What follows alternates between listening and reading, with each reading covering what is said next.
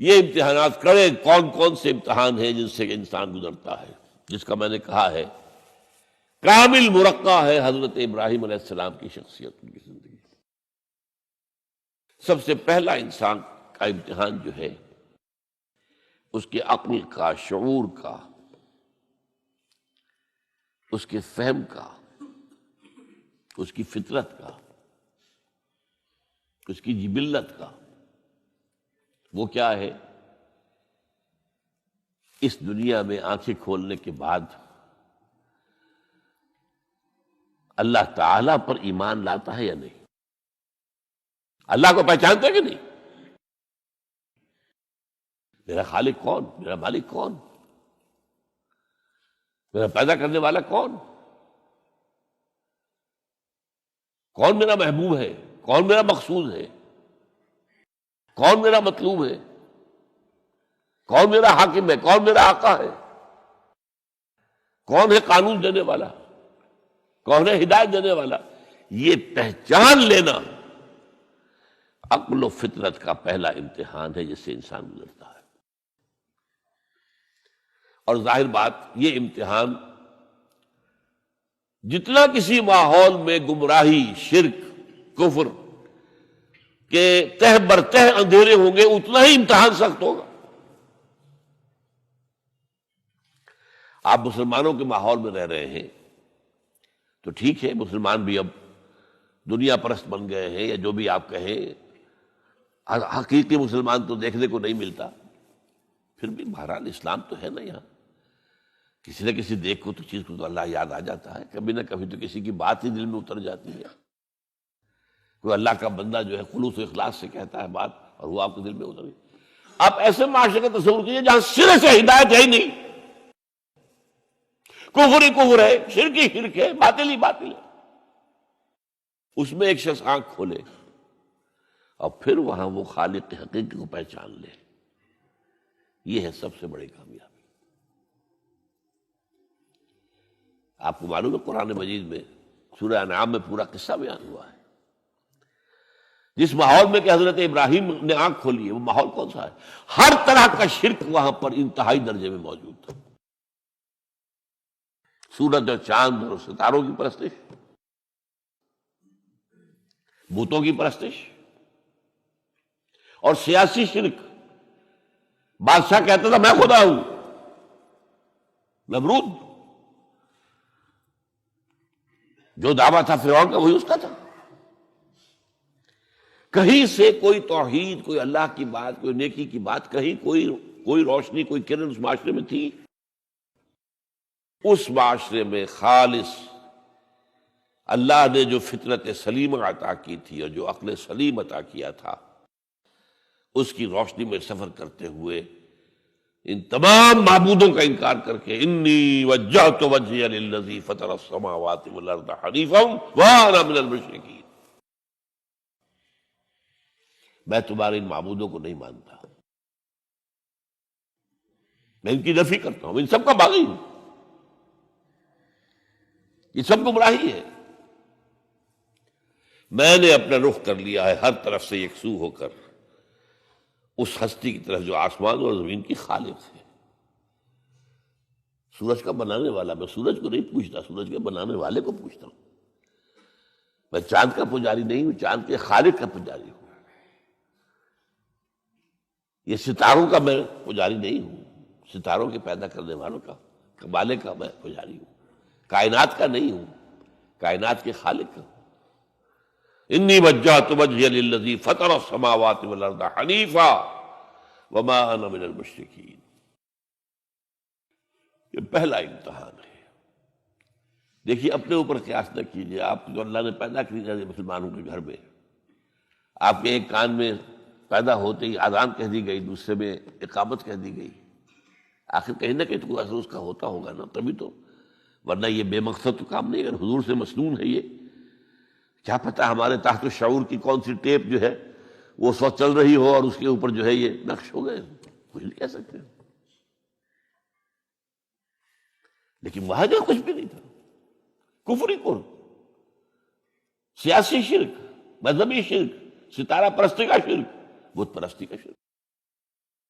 اس میں ایک نوجوان سلیم الفطرت نوجوان، اس نے ان تمام سے رخ موڑ کر ایک اللہ کی ہستی کی طرف۔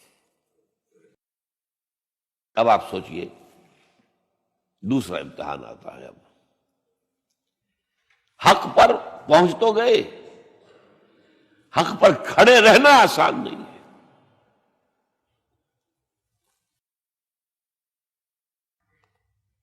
اس کے لیے امتحانات آئیں گے، آزمایا جائے گا۔ الف لام میم احسب الناس ان یترکوا ان یقولوا آمنا وهم لا یفتنون وَلَقَدْ فَتَنَّا الَّذِينَ مِن قَبْلِهِمْ فَلَيَعْلَمَنَّ اللَّهُ الَّذِينَ صَدَقُوا وَلَيَعْلَمَنَّ الْكَاذِبِينَ۔ ہم تو آزماتے ہیں، پھر تم نے کہہ تو دیا ربی اللہ، اچھا آپ دیکھتے ہیں تمہیں جانچیں گے، پرکھیں گے، امتحان لیں گے تمہارا۔ وہ امتحان کیا تھا؟ اسی کو کہا نا سورۃ میں حامیم سجدہ میں، ان الذین قالوا ربنا اللہ ثم استقاموا، بے شک وہ لوگ جنہوں نے کہا ہمارا رب اللہ ہے اور پھر جم گئے۔ یہ جم جانا جو ہے اس استقامت میں قیامت مضمر ہے۔ سب سے پہلے گھر میں جنگ ہوئی، باپ کہتا ہے ابراہیم کیا اراغب انت عن آلہتی یا ابراہیم، اے ابراہیم یہ کیا تم میرے آلہہ، میرے جو معبود ہیں ان سے تم نے روگردانی کر دی ہے۔ اور ابراہیم سمجھا رہے ہیں یا ابت، ابا جان انی قد جانی من العلم ما لم یاتک فاتبعنی اہدک صراطا سویا۔ ابا جان میرے پاس وہ علم آیا ہے جو آپ کے پاس نہیں آیا، مجھے اللہ نے وحی کے ذریعے سے ہدایت کاملہ عطا کر دی ہے، تو آپ کو میری پیروی کرنی پڑے گی۔ دیکھیے بات الٹی ہو رہی ہے، وہ باپ ہے تم بیٹے ہو، وہ کہہ سکتا ہے میں نے اپنے یہ بال دھوپ میں سفید کیے، تم کل کے بچے، آج تم مجھ سے مانگ رہے ہو، مطالبہ کر رہے ہو، دلیل پہلے دے دی ہے۔ یا ابت انی قد جانی من العلم ما لم یاتک، وہ علم کا وہ شعبہ آپ کے پاس ہے ہی نہیں جو اللہ نے مجھے وحی کے ذریعے سے دے دیا ہے، لہٰذا آپ کو میری پیروی کرنی ہوگی۔ یا ابت لا تعبد الشیطان، ابا جان دیکھیں شیطان کی پیروی نہ کیجیے، انہ قال للرحمن عصیا، وہ تو رحمان کا بڑا گنہگار تھا، سرکش تھا، باغی تھا۔ یا ابت انی اخاف ان یمسک عذاب من الرحمن فتکون للشیطان ولیا، ابا جان مجھے بڑا اندیشہ ہے کہ آپ کہیں اللہ کی نگاہ میں شیطان کے ساتھیوں میں شمار نہ ہو جائیں اور پھر آپ پر اللہ کا عذاب نہ آ جائے۔ لیکن جواب کیا دیا باپ نے؟ اراغب انت عن آلہتی یا ابراہیم لئن لم تنتہ لارجمنک واہجرنی ملیا، اے ابراہیم میرے آلہہ میرے معبودوں سے روگردانی کر رہا ہے، باز نہیں آؤ گے سنسار کر دوں گا، پتھر مار مار کے ہلاک کر دوں گا، اور نکل جاؤ، دفع ہو جاؤ میری نگاہوں کے سامنے سے۔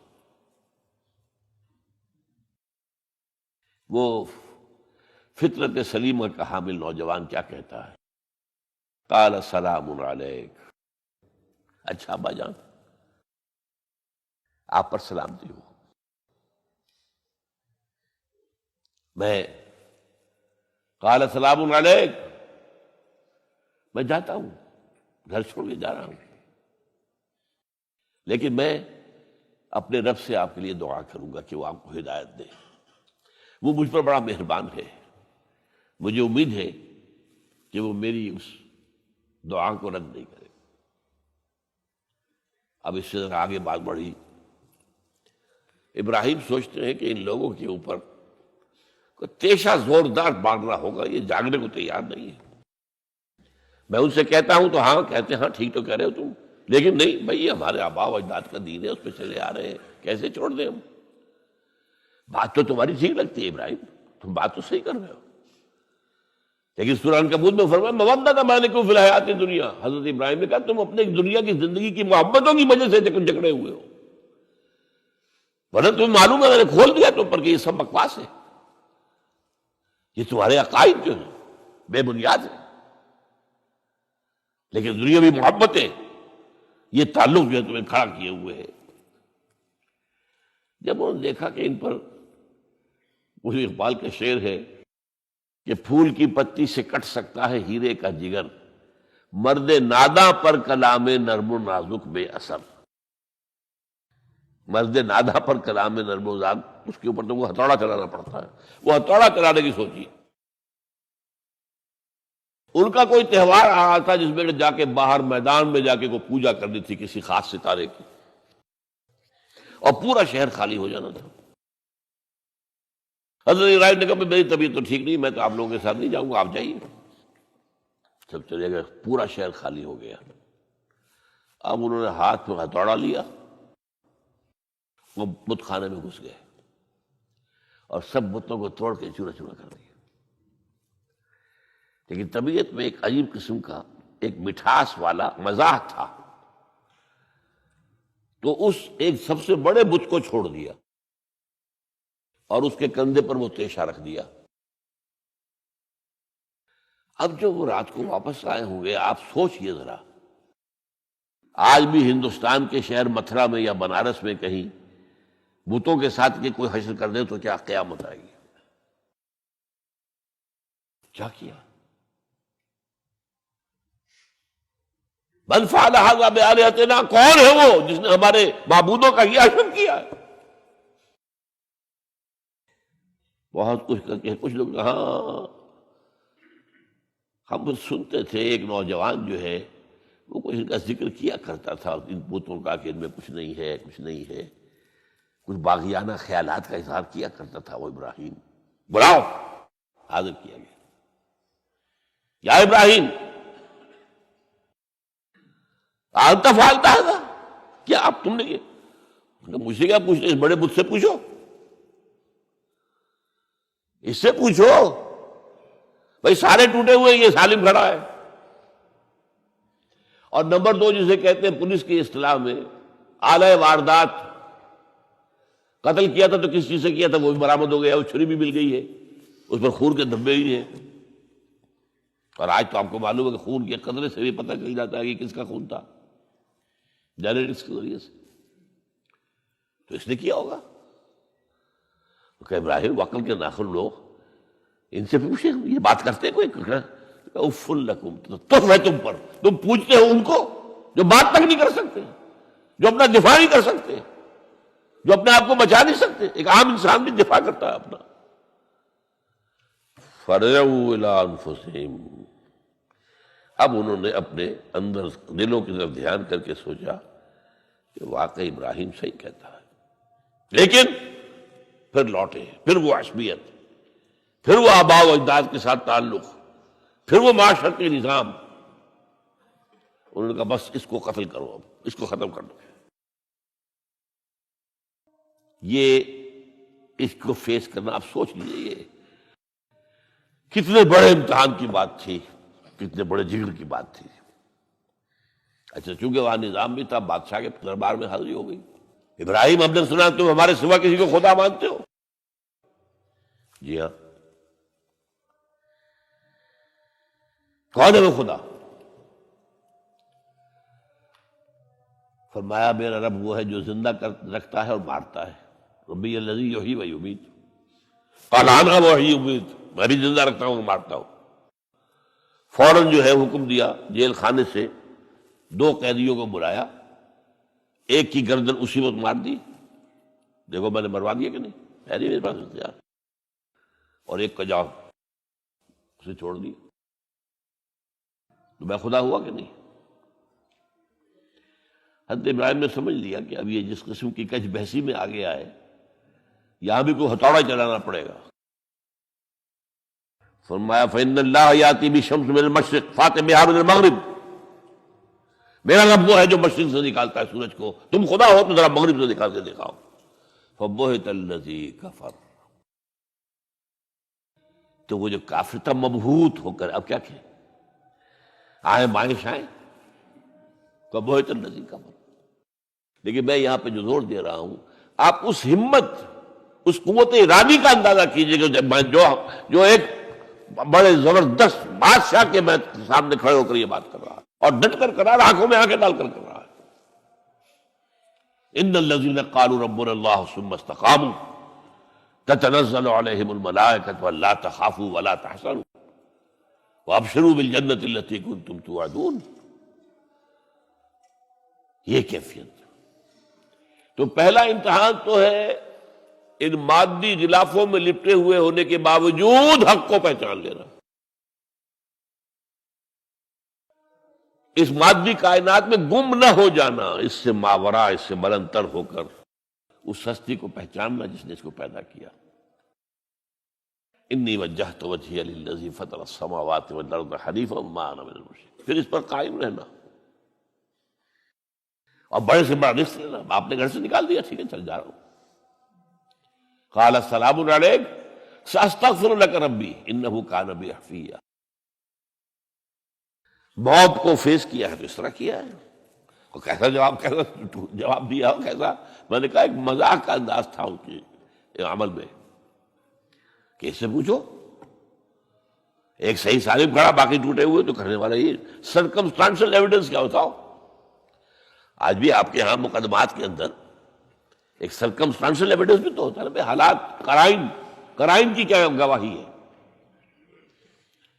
تو وہ سالم میں باقی سب ٹوٹے ہوئے ہیں. دوسرے یہ کہ آلہ جو ہے اس کے پاس سے برآمد ہو رہا ہے، اس کے کندھے پر رکھا ہوا. اور پھر یہ کہ بادشاہ کے دربار میں جا کر جس طرح اس کی انکار کیا ہے اس کی خدائی کا. ان کا ٹھیک ہے اس کو تو اب زندہ آگ میں ڈالو اور یہ گر جائے، ختم کر دو، اس کو بسم کر دو. اچھا اس کے لیے تیاریاں کی گئی ہیں. سورہ صافات میں اس کا ذکر موجود ہے.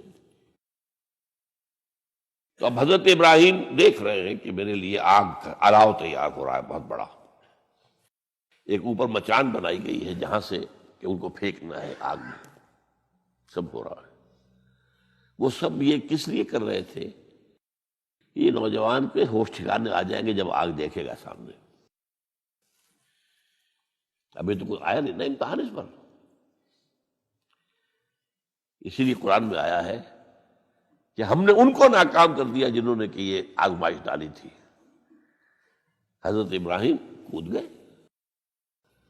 اقبال کہتا ہے بے خطر کود پڑا آتش نمرود میں عشق، عقل ہے محو تماشائے لبے بام ابھی. دیکھیے یہ دو عقلیں ہیں، یہ سمجھ لیجیے. ایک عقل وہ ہے جو پہچان لے، ایک عقل وہ ہے جو آگے چلنے سے روکے. دیکھو جواب ٹھیک نہیں تمہارا، کہاں کیا کر رہے ہو؟ اپنی جان سے کھیل رہے ہو، جان سے چلے جاؤ گے. تو عقل جو ہے ایک معنی میں وہ حقیقت کو پہچاننے میں مددگار ہے، اگرچہ منزل تک نہیں پہنچا سکتی. گزر جا عقل سے آگے کہ یہ نور چراغ راہ ہے منزل نہیں ہے. راست چراغ رکھا ہے تو روشنی تو ہو جائے گی نا، کچھ نہ کچھ دکھا دے گی. بس یہ چراغ راہ ہے، یہ آخری منزل تک عقل نہیں پہچان سکتی. یہ تو فطرت انسانی ہے، قلب ہے، روح انسانی ہے، وہ پہچانتی ہے. اور عقل گو آستان سے دور نہیں، اس کی قسمت میں پر حضور نہیں، حاضری نہیں ہوتی وہاں. اللہ تک پہنچانے والی شے عشق ہے، اللہ کی محبت ہے. آگے چلنے سے تو عقل روکتی. عقل کا لفظ جو ہے وہ اس سے پہلے یقیناً کئی مرتبہ میں نے یہاں پہ بیان کیا ہوگا. عقل کے معنی ہے روکنے والی. یہ جو سعودیز جو ہے وہ اپنے سروں کے اوپر ایک باندھتے ہیں، کوئی سنہری رنگ کا ہوتا ہے، کچھ ہوتا ہے اس کو اپنے رومال کے اوپر. اس کو اقال کہتے ہیں، اقال. یہ ان کی پرانی بدویانہ، جب ان کو کھانے پینے کو بھی نہیں ملتا تھا، بھوکے پیاسے ننگے پاؤں ننگے بدن رہتے تھے، اس وقت سے یہ رواج ہے. ان کی ساری زندگی جو ہے گھومتی تھی اونٹ کے گرد. اونٹی کا گوشت کھا لینا ہے، اونٹی کا دودھ پی لینا ہے، اونٹ کے اوپر سواری کر لینی ہے، اونٹ کی کھال سے جو ہے وہ خیمے بنا لینے ہیں، اونٹ کے بالوں سے اپنے لیے کوئی کمبل بنا. اونٹ ہی اونٹ تھا. جیسے ہمارے یہاں پنجاب میں جن علاقوں کو کہا جاتا ہے جو جانگلی علاقہ، وہ بھینس ہی بھینس تھی، بھینس کا کلچر تھا وہاں. بھینس کا دودھ پی لیا، بھینس کے مکھن سے کھا لیا، لسی سے نہا لیے، اور یہ ساری چیزیں جو ہے بھینس کا گوشت کھا لیا. بھینس ہی بھینس تھی. اور کیا تھا؟ یہ مج کلچر تھا یہاں کا سارا، یہ جو آپ کے ہاں جانگلی کہلاتے ہیں، یہ تو آباد کار آئے ہیں جلندھر سے، ہوشیارپور سے، گرداسپور سے، وہ آباد کاروں نے آ کے پھر یہاں پر جو ہے وہ ساری چیزیں بتائی ہیں، ورنہ یار کس کو جانتے، گڑ کی نہیں جانتے، گڑ کس بلا کا نام نہیں جانتے، چینی تو بہت دور کی بات ہے، گڑ نہیں جانتے۔ تو ان کا یہاں کیا معاملہ تھا؟ اونٹ ہے، اب اونٹ کا یہ ہے کہ جب بدو سواری کر کے جا رہا ہے، ایک جگہ پر اترا ہے، کچھ اسے پیشاب کرنا ہے، کچھ اور کرنا ہے، اب اس خطرے سے کہ کہیں اونٹ بھاگ نہ جائے، اس کے ایک گھٹنے کو ایک رسی سے باندھ دیتا تھا۔ اب 3 پاؤں رہ گئے، 3 پاؤں سے اچک تو سکتا ہے، وہ بھاگ تو نہیں سکتا، تو اچک کر وہ اگر کہیں کوئی آس پاس درخت ہے، کیکر کا درخت ہے، تو وہ ناشتہ کچھ کر لے، کھا لے، کوئی حرج نہیں ہے، ایک بھاگے نا۔ تو وہ جو رسی جس سے اونٹ باندھتے تھے، اس کا گھٹنا، وہ اب کیا ہوا، اب اسے جانا ہے سفر پر دوبارہ، وہ جائے گا، وہ رسی وہاں سے کھول کے سر پہ باندھ لے گا، کاٹ کے رسی کو۔ یہ اقال، اب وہ سنہری بھی ہوتے ہیں، کیا کیا خوبصورت ہوتے ہیں، لاکھوں روپے کا ہوتا ہے، لیکن تہذیبی پس منظر اس کا یہ ہے۔ اب ظاہر بات ہے کہ وہ تو لوگ، اس لیے حدیث میں یہ لفظ آیا ہے۔ ایک مرتبہ حضور مسجد نبی میں تشریف فرما تھے، باہر کوئی بدو آئے صحابی باہر سے، اور انہوں نے اپنے اونٹ کا یا اونٹنی کا گھٹنا نہیں باندھا، اسے ویسے ہی چھوڑ کے اندر آ گئے۔ حضور نے فرمایا تم نے اس کا گھٹنا کیوں نہیں باندھا؟ جواب دیا میں نے اللہ پر توکل کیا۔ فرمایا غلط، اعقلھا ثم توکل، پہلے اس کا گھٹنا باندھو پھر توکل کرو۔ وسائل کا استعمال ترک کر دینا توکل نہیں ہے۔ ہاں یہ سمجھو کہ وسائل کے ذریعے سے نہیں ہوگا، جو بھی کچھ ہوگا اللہ کی کیے سے ہوگا، لیکن وسائل کا استعمال تو کرنا ہے۔ وہ توکل اسلام میں نہیں ہے جو رہبانیت کا توکل ہے۔ بہرحال تو یہ اب جو ہے عقل جو ہے، اب اس وقت جو کہ بے خطر کود پڑا آتش نمرود میں عشق، عقل ہے محو تماشائے لبے بام، ابھی عقل تو وہیں پر کھڑی ہوئی سوچ رہی ہے کودنا چاہیے کہ نہیں کودنا چاہیے، اور ابراہیم کود بھی چکا۔ لوگ حیران رہے ہیں، لیکن اللہ نے اس آگ کو گل و گلزار بنا دیا۔ قلنا یا نار کونی بردن وسلام علی ابراہیم۔ اب آیا چوتھا امتحان کہہ لیجیے اس کو، یہ رسولوں کے باب میں اللہ کا قاعدہ ہے، اس قوم کی طرف کسی رسول کو بھیجیں، اگر وہ قتل کرنے پر آمادہ ہو جائے رسول کو، تو پھر وہاں سے ہجرت کی اجازت ہوتی ہے۔ جیسے حضور جب دار الندوہ میں فیصلہ ہو گیا کہ اب قتل کر دو محمد کو صلی اللہ علیہ وسلم، اس سے پہلے یہ اندیشہ تھا جب تک کہ ابو طالب زندہ تھے کہ چچا سپورٹ پر ہے ابو طالب، اب بنو ہاشم کا وہ سردار ہے، تو یہ ہماری جو ہے ان فائٹنگ ہو جائے گی، ٹرائبل، انٹر ٹرائبل یا انٹرا ٹرائبل کہنا چاہیے، کہ قریش کے اندر ہی آپس میں جب ہم لڑ پڑیں گے تو ہماری جو دھاک بیٹھی ہوئی ہے پورے عرب میں وہ تو ختم ہو جائے گی۔ A house divided amongst itself can understand۔ یہ وہ چیز تھی جو ابھی تک ان کے ہاتھ روکے ہوئے تھی۔ اب ابو طالب مر گئے، اب جو سردار ہے بنو ہاشم کا وہ ابو لہب ہے، وہ حضور کا وزیر سب سے بڑا دشمن ہے، لہذا فیصلہ ہو گیا۔ تب آپ گئے ہیں طائف اور وہاں سے بھی ناکام آئے ہیں۔ اس کے بعد یہ ہے کہ باقی سب صحابہ کو آپ نے اجازت دے دی چلے جاؤ مدینے، لیکن ابھی آپ منتظر رہے جب تک کہ ایکسپریس پرمیشن نہ آئے، رسول اپنی جگہ چھوڑ نہیں سکتا۔ بہرحال یہ ایک علیحدہ معاملہ ہے کہ اس میں تھوڑی سی خطا ہو گئی تھی حضرت یونس علیہ السلام کے ساتھ، کہ وہ اپنی قوم کے اس رویے سے دل برداشتہ ہو کر غصے کے اندر بھرے ہوئے، یہ ماننے والے نہیں، ناہنجار لوگ چھوڑ کر چلے گئے، اگرچہ اللہ کی اجازت ابھی نہیں آئی تھی۔ یہی وجہ ہے اللہ نے انہیں سزا دی، مچھلی کے پیٹ میں رہے، وہاں وہ استغفار کرتے رہے، لا الہ الا انت سبحانک انی کنت من الظالمین۔ پھر اس ویل مچھلی نے اگل دیا ان کو اور ساحل کے اوپر رہے، اس کا پورا ذکر ہے قرآن مجید میں۔ بہرحال تو یہ اب معاملہ آ گیا وطن کو چھوڑنے کا، لہذا ہجرت کی۔ اب ان قال انی ذاہب الی ربی سیہدین، ٹھیک ہے تم لوگوں کا حال یہ ہے، میں نے تمہیں ہر طرح سمجھایا، نرم بھی سمجھایا، گرم بھی سمجھایا، تمہارے اوپر ہتھوڑے بھی برسائے اور پھول بھی برسائے، تم کسی طرح ماننے والے نہیں ہو، اب تم میری جان کے دشمن بن گئے ہو، تو ٹھیک ہے پھر میں جاتا ہوں۔ انی ذاہب اللہ ربی سیہدین رب ہب لی من الصالحین. ایک دعا اور نکل آئی اس وقت دل سے، اے اللہ مجھے صالح اولاد عطا فرما. 80 برس سے تجاوز ہو چکی تھی عمر، اولاد نہیں تھی. آپ کے اپنے خاندان سے تھیں جو اہلیہ تھی سارہ رضی اللہ تعالی عنہ، بانجھ نہیں ہے، اولاد نہیں ہوئی، اللہ کی مرضی. بہرحال حضرت ابراہیم کے ساتھ ہجرت کرنے والوں میں حضرت سارہ بھی تھی آپ کی اہلیہ، حضرت لوط بھی تھے آپ کے بھتیجے، اور حضرت لوط کی اہلیہ بھی تھی. یہ اہلیہ جو ہے لوط کی، یہ مومنہ تھی، یہ ساتھ انہوں نے ہجرت کی ہے.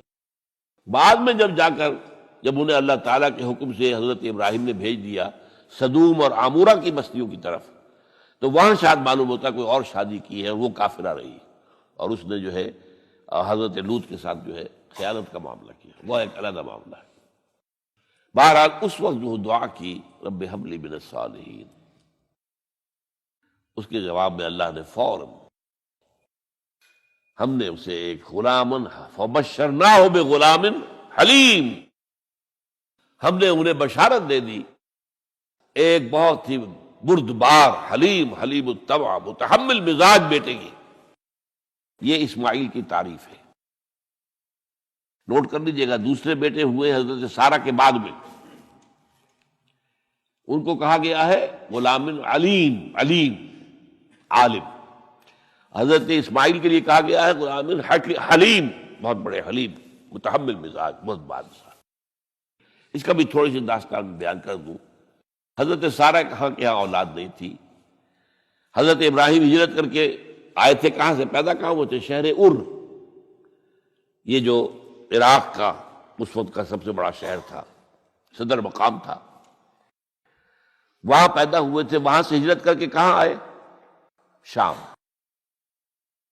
میں علاقہ، خاص طور پر فلسطین کا جو ہے کنعان، یہاں آ کر آپ نے ڈیرا اپنا جما لیا. اور اس کے قریب میں ہی 2 بستیاں تھیں جہاں پر کہ وہ سوڈومی والا معاملہ جو ہے آپ کو معلوم ہے، بدترین جو ہے گندگی تھی ان کے اندر، جہاں حضرت لوط علیہ السلام کو بھیجا. پھر انہوں نے ایک سفر کیا مصر کا. اس کی وجہ بھی سمجھ لیجئے، مصر میں اس وقت جو خاندان حکمران تھا وہ عرب تھا اصلا، وہ مصری نہیں تھے، وہ فرائضہ نہیں تھے، وہ مصر کے تھے، عرب سے آ کر لوگوں نے قبضہ کیا تھا. تو حضرت ابراہیم وہاں گئے، وہاں ان کی بڑی پذیرائی ہوئی. ایک حادثہ سا بھی ہوا کہ یہ اندیشہ تھا کہ کہیں حضرت سارہ بہت خوبصورت تھی، تو کوئی بادشاہ جو ہے، وہ بادشاہوں کے اپنے انداز ہوتے ہیں، تو کوئی جو ہے کوئی غلط حرکت نہ کرے. تو کہا کہ سارہ سے کہا کہ میں جب یہ مجھ سے پوچھے گا یہ کون ہے تو میں کہہ دوں گا میری بہن ہے. نہیں میں کہوں بیوی تو پھر تو وہ کہے گا ٹھیک ہے پھر یہ اب میں لیتا ہوں اس کو، بہن ہے. بہرحال اس میں جو بھی ہوا، اللہ تعالیٰ نے حضرت سارہ کی عزت بھی بچائی. وہ معجزہ دیکھا حضرت ابراہیم کی طرف سے جو اللہ نے پیش کیا، جیسے حضرت سارہ کو مصر کے بادشاہ کی اس غلط نیت سے بچائے رکھا. پھر اس شخص نے جو ہے اپنی بیٹی ہاجرہ یہ خدمت میں پیش کی. یہ ہاجرہ کنیز نہیں تھی، یہ اصل میں یہودیوں نے مشہور کر دیا ہے. یہودی کہتے ہیں کہ اصل بیوی تو تھی حضرت سارہ، اور سارہ کے ہاں اولاد بعد میں ہوئی ہے، وہ ہے اسحاق کے بیٹے ہیں یعقوب کی اولاد ہم ہیں، تو اصل تو ابراہیم کی اولاد ہم ہیں. ہاجرہ جو ہے تو کنیز تھی، لوڈی تھی، لہذا اس کی وہ عزت ہی نہیں. اسماعیل تو وہ عزت ہی نہیں، اسماعیل کا وہ مقام ہی نہیں. یہ یہودیوں کا قول ہے. لیکن وہ اصل میں کنیز نہیں تھی، وہ بیٹی تھی، شہزادی تھی. بلکہ تاریخ نے اپنے آپ کو پھر دہرایا ہے کئی ہزار سال بعد. حضور نے صلح حدیبیہ کے بعد جب خطوط لکھے ہیں دعوتی بادشاہوں کے نام، شہنشاہ ایران، شہنشاہ روم، مقوقس مصر، نجاشی حبشہ، خطوط لکھے، تو مقوقس جو ایک طرح کا بادشاہ تھا، پیٹریارک تھا، جو الیگزینڈریا کا، اس نے اکرام کیا حضور کے جو سفیر تھا، ان کا بڑی عزت کی، احترام کیا. اور پھر حضور کی خدمت میں 2 جو ہے خواتین کو بھی بھیجا اب اس زمانے میں یہی رواج دنیا کے اندر چلتے تھے. اور یہ گھوڑا بھیجا دلدل، وہ جو حضور صلی اللہ علیہ وسلم کا بہترین گھوڑا تھا. تو انہی میں سے ایک کنیز جو ہے ان سے حضور نے نکاح کیا، ماریہ قبطیہ. اور ماریہ قبطیہ سے اللہ نے اولاد دی حضور کو عمر کے آخری درجے میں. حضرت ابراہیم نام رکھا ان کا. نوٹ کیجیے، سائیکل مکمل ہو رہا ہے. ابراہیم گئے تھے مصر، وہاں سے ہاجرہ آئی اور اس سے اسماعیل ہوئے، اسماعیل سے یہ ساری نسل چلی، محمد پیدا ہوئے. محمد کے نکاح میں پھر مصر سے آئی ہوئی ایک خاتون آئی ہے ماریہ قبطیہ، ان سے جو پیدا ہوئے ان کا نام ابراہیم رکھا. تو یہ گویا کہ یہ ایک عجیب سائیکل ہے. بہرحال لیکن جب حضرت سارہ نے دیکھا کہ میرے ہاں تو اولاد نہیں ہو رہی، تو حضرت ابراہیم سے کہا کہ میں آپ ہاجرہ کے ساتھ آپ جو ہے ذرا شوقت معاملہ قائم کر لیجئے، تو اللہ آپ کو ان کے ذریعے سے اولاد دے دے. مجھے تو امید نہیں ہے کہ میرے ہاں اولاد ہو. تو اس پر حضرت ابراہیم نے ان کے ساتھ وہ رشتہ قائم کیا اور اللہ نے اسماعیل جیسا بیٹا دے دیا. اب اللہ تعالیٰ نے حکم دیا ہاجرہ اور اپنے اس بیٹے کو لے جاؤ اور جاؤ وہاں بواد غیر ذی زرع، جاؤ وہاں حجاز کی اس وادی کے اندر، وادی غیر ذی زرع، وہاں ان کو چھوڑ دو. اب یہ امتحان دیکھیے، توکل کا امتحان. حضرت ابراہیم لے آئے، کوئی متنفس نہیں، کوئی گھاس تک پیدا نہیں ہو رہی. کوئی درخت کا ہونا تو اور بڑی بات ہے کہ کہیں کھجور کا درخت ہو یا کوئی اور درخت بھی نہیں. پانی نہیں، پانی کا ایک مشکیزہ تھا ابراہیم کے پاس، وہ چھوڑ دیا. کچھ کھجوریں تھیں وہ دے دی اور چلے. حاجرہ پوچھتی ہمیں کس کے بعد سارے چھوڑ کے جا رہے ہیں؟ کہنے لگے اللہ کے. یہ ہے توکل، اللہ کا حکم ہے. دعائیں مانگ مانگ کر رب ہب لی من الصالحین فبشرناہ بغلام حلیم.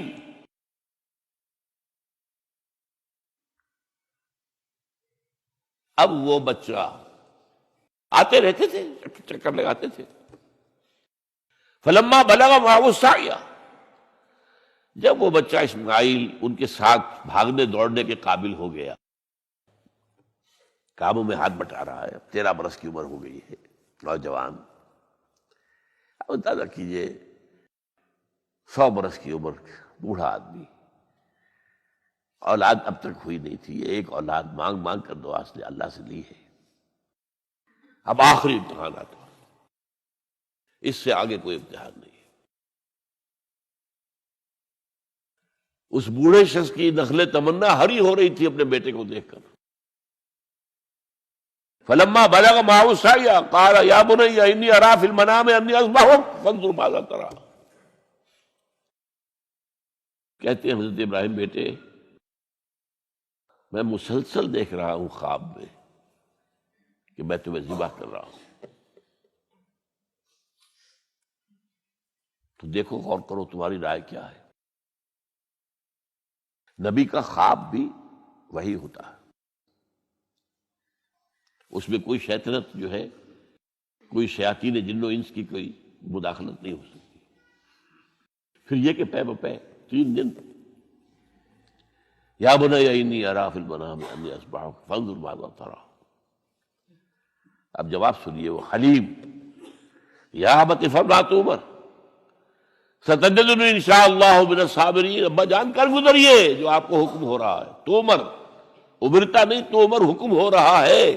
جب 3 دفعہ آپ کو یہ حکم ہو گیا اللہ کی طرف سے تو پھر دیر کاہے پہ.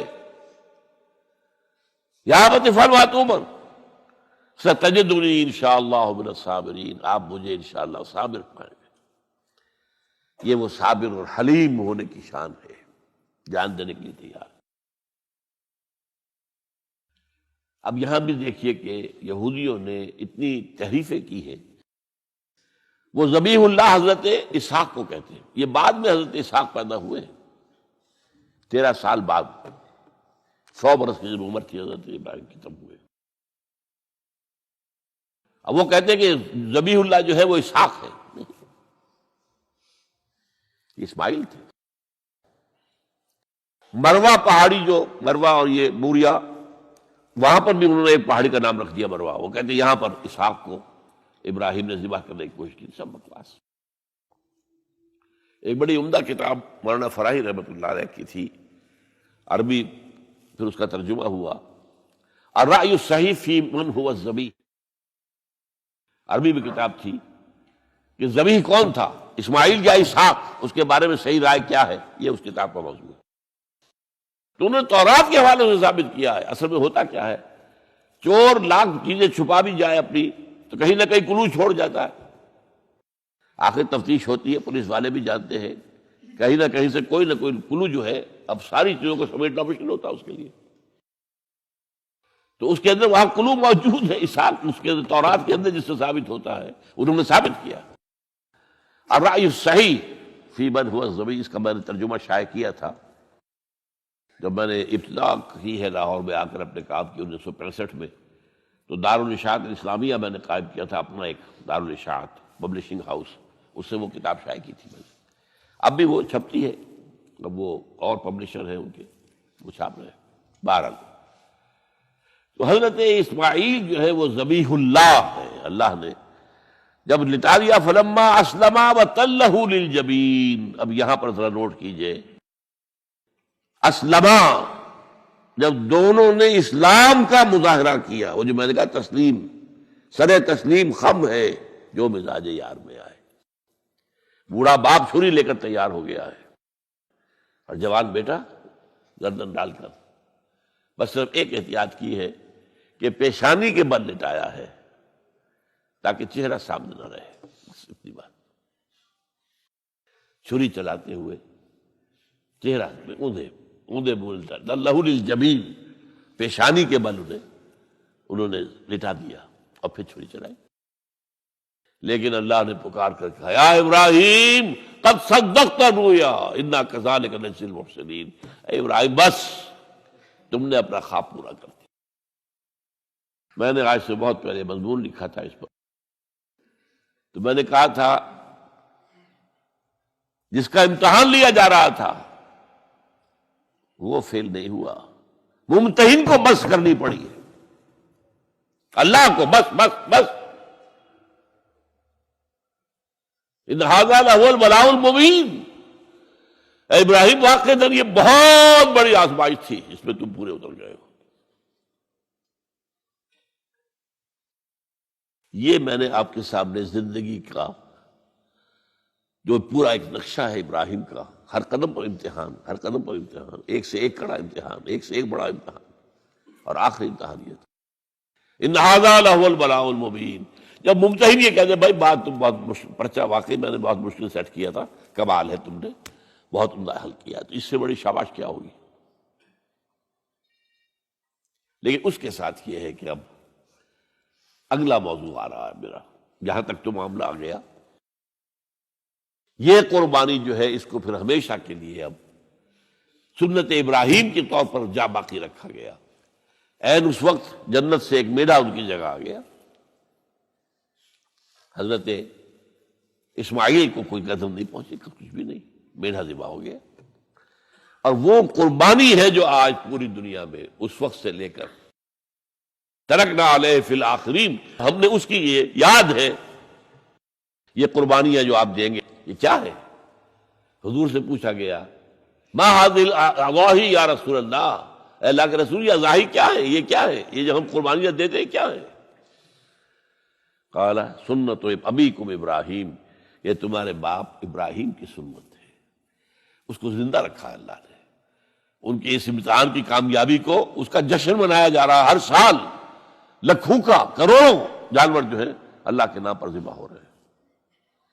یہ وہ اسماعیل کی قربانی کا جو ہے یہ جشن ہے جو منایا جا رہا ہے۔ البتہ یہاں میں ایک بات کہہ دوں، علامہ اقبال نے ایک شعر میں شاعرانہ ایک ہوتا نا تصور، ایک اس میں ایک بات کہی ہے جو میرے خیال میں مناسب نہیں ہے۔ شعر تو بہت اچھا ہے، غریب و سادہ و عجیب، غریب و سادہ و رنگی ہے داستان حرم، نہایت اس کی حسین ابتدا ہے اسماعیل. یہ بہت سے لوگوں کو بہت شعر پسند آتا ہے، خصوصاً شیعہ بھائیوں کو تو بہت ہی پسند آئے گا، کہ وہ جو قربانی اسماعیل کی ہو رہی تھی اور نہیں ہوئی تھی وہ قربانی ہے جو حسین کی ہوئی ہے کربلا کے اندر. تو غریب و سادہ و رنگی ہے داستان حرم، نہایت اس کی حسین، ابتدا ہے اسماعیل. میں کہتا ہوں اس میں تو کوئی چیز جوڑ کھانے والی ہے ہی نہیں. اسماعیل کو ذبح کرنے والے کون تھے؟ رسول، امام الناس، خلیل اللہ، ابو الانبیاء. اور حسین کو ذبح کرنے والے کوفی، یزیدی، زیادی. نمبر 2، اسماعیل تو ذبح نہیں ہوئے، حسین تو ذبح ہو گئے، کیا مناسبت ہے؟ نمبر 3، حضرت اسماعیل نے تو خود ہی گردن ڈال دی تھی، حضرت حسین تو لڑتے ہوئے ماشاءاللہ بہادری کے ساتھ لڑتے ہوئے جان دیے، اور انہوں نے ایسے تو نہیں گردن ڈال دی تھی. تو کوئی مناسبت نہیں ہے، تو کوئی نہ کوئی تو مناسبت ہونی چاہیے نا.